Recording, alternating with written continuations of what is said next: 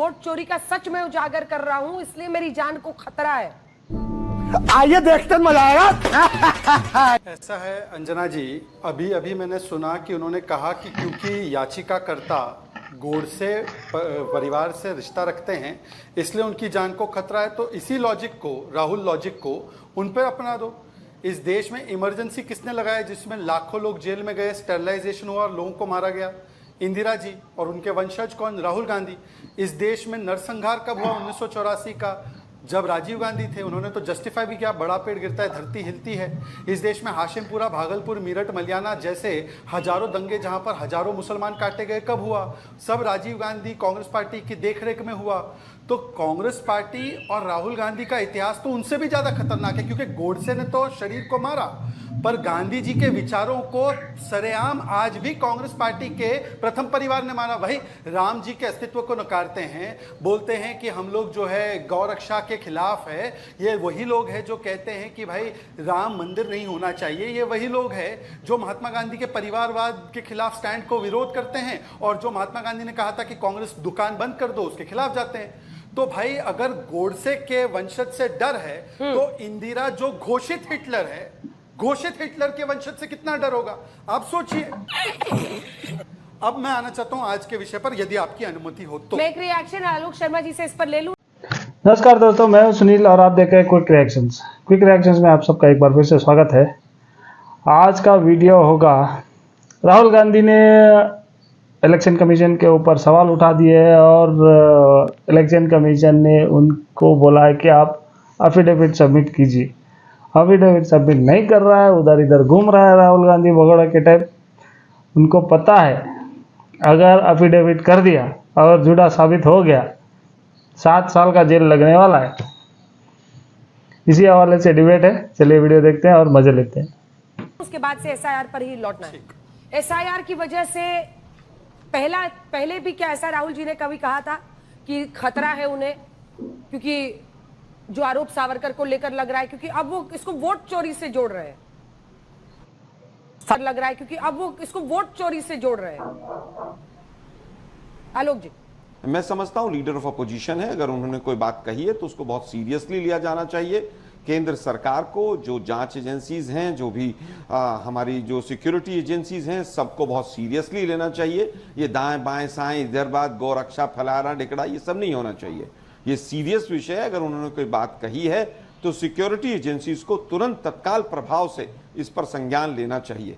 ऐसा नहीं होना चाहिए मोदी जी की तरह कि 9 बार उन्होंने आज तक कहा कि उनकी जान को खतरा है या ईमेल आ गया और तमाम चीजें, और कभी एफआईआर नहीं हुई कि किसके खिलाफ है, कहां से जान का खतरा है। मैं समझता हूं अगर उन्होंने कोई बात कही है तो पूरी तरह से लीडर ऑफ अपोजिशन है, सांसद है, भारतीय नागरिक है। अंजना जी, ठीक है, अब एक तो इस पर भी जवाब दीजिए और वापस अब एसआईआर पर भी आ जाते हैं। इस पर भी आप प्रतिक्रिया अपनी जरूर दीजिएगा जो आलोक जी ने कहा है।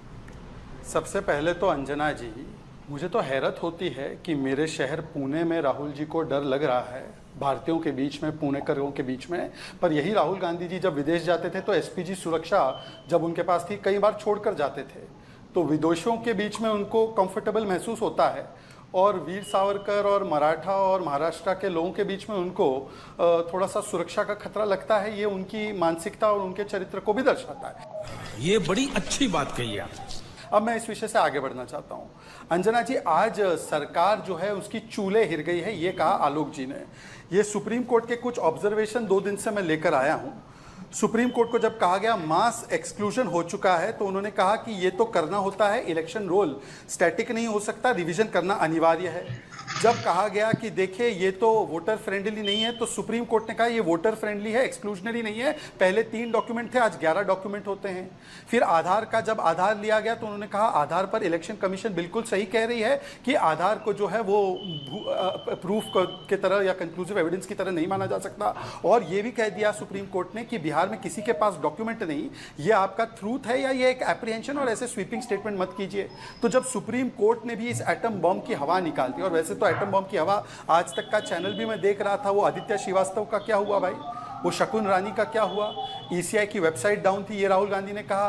राहुल जी ने कहा डिजिटल रोल भी नहीं मिलता, और मिंटा देवी का तो आपने बाइट ही दिखा दिया है। तो जब राहुल गांधी, जो जिनके बारे में कहा जाता है कि वो आरोपित लैंड चोर है, खानदानी चोर है, उनके साथी चारा चोर है, कुछ लोग तो कहते हैं कि अभी ये कंटेंट चोर भी बन चुके हैं के मेनन की मूवी से, तो ऐसे लोग जब दूसरों पर आरोप लगाते हैं तो सुप्रीम कोर्ट भी मानने को तैयार है। क्या सुप्रीम कोर्ट के भी चूल्हे जो है वो हिले हुए हैं क्या?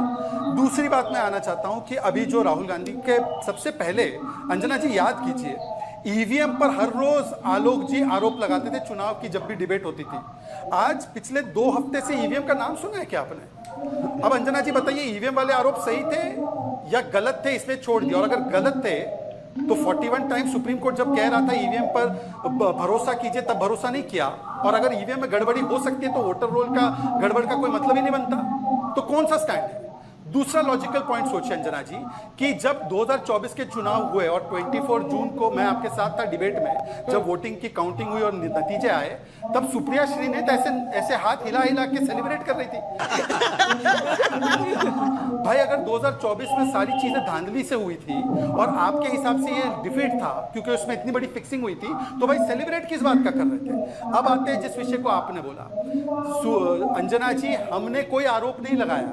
हमने कहा कि अगर राहुल गांधी का ये आरोप है, कुछ एक कॉन्स्टिट्यूएंसी की स्टडी करके कि देखिए ये फेक वोटर है, ये इस प्रकार से वोटर है, 10 सेकंड और, अगर उनके पैमाने के हिसाब से वो सारी चीजें चुनाव हरवाने के लिए उनको करवाई गई है इलेक्शन कमीशन के द्वारा, तो रायबरेली में, तो डायमंड हार्बर में, तो वायनाड में। 2 लाइन में अपनी बात पूरी कीजिए, फिर मैं आलोक जी से बात करूंगी। ये जो सोनिया गांधी जी के पर आरोप अमित मालवीय आपके सोशल मीडिया हेड ने लगाया है एक पोस्ट के जरिए, क्या भारतीय जनता पार्टी उस पर स्टैंड करती है? जो वो आरोप लगा रहे हैं गंभीर है। The elections of 87 were a huge mistake and they were rigged undoubtedly, and undoubtedly this was certainly one of the mistakes that sparked off. Congress का चुनाव चोरी करने का इतिहास बहुत लंबा है अंजना जी। जो आदरणीय अमित मालवीय जी ने डाला है, वो अमित मालवीय जी ने खुद से इजाद नहीं किया है। ये 1980 के इलेक्टोरल रोल में सोनिया गांधी का नाम है। तारिक अनवर ने इस बात को माना है। 1982 को डिलीट किया गया है। 1983 अप्रैल में इंडिया टुडे की रिपोर्ट के हिसाब से सोनिया गांधी जी पहली बार भारत की नागरिक बनी, जबकि शादी 1968 में हुई। इतने वर्ष क्यों लग गए वो एक अलग विषय है। 1975 में इंदिरा कन्विक्ट हुई थी इलेक्टोरल फ्रॉड के लिए। 1987 में जम्मू कश्मीर के चुनाव में धांधली की थी शशि थरूर और चिदम्बरम ने माना है। 1991 में, अब एक और प्रूफ ला रहा हूं, ये प्रूफ अभी तक किसी ने नहीं लाया है। ये तस्वीर जरा जूम कीजिए अंजना जी, थोड़ा क्लोजली देखिए इस तस्वीर को। ये 1991 में सोनिया जी अपना वोट कास्ट कर रही है नई दिल्ली की कंस्टिट्यूएंसी में राजेश खन्ना के लिए। अंजना जी, कुछ अटपटा लगा इस तस्वीर को देखकर? आप वोट करने गई तो अकेले गई थी, 3 लोग साथ में थे। अब देखिए कि वोटिंग कैसे हो रही है। और ये ऑन रिकॉर्ड, ये कांग्रेस ने तस्वीर ट्वीट की है, बाइट्स के हैंडल पे आज भी है। मैं चुनौती दे रहा हूं कांग्रेस के ऑफिशियल हैंडल पर, Sonia Gandhi votes in 1991 election, ये करके ऐसा ट्वीट किया है। ये अभी भी ऑन रिकॉर्ड है। ये पूरा खानदान चुनाव चोरी करने में एक्सपर्ट है। वाह वाह वाह वाह, क्या सबूत लाए रे भाई। कैसा लगा आप सब लोग को ये वाला वीडियो? अच्छा लगा तो प्लीज लाइक शेयर और सब्सक्राइब करना। मिलते हैं अगले वाले वीडियो पे। जय श्री राम।